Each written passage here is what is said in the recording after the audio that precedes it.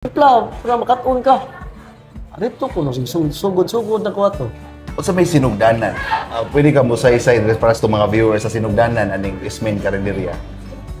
Ang kaning Ismain Carinderia natukod gini atong 1960 sa panahon pa ni Papa. Kami siya hatod karon. Nailado ni tungod sa maya pagtimpla, hatod karon nga ang timplada maura gyapon wa gyud mausab hatod karon. Mao nang wa gyud na pag gini. Kusog na gini sa una.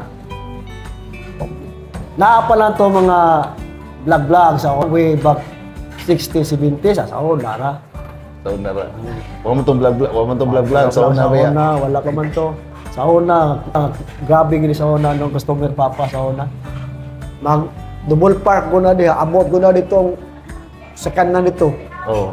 Maglinya ko na. Padung diri. Gada ko kabaya, gitudluan na kasi yung Papa na. Wa jud kong patudlos ko. Tanaw lang ko niya. Okay. Kung sa iyang bato, pila.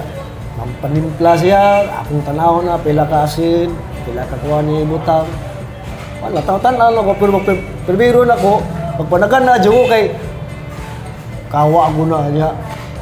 Dako kay kawa. Oo niya. Pasipyat ka na. Di pasagdan lang sa kong Papa. Sige, timpla, para makatun ka. Arito ko, sugod-sugod na ko ato.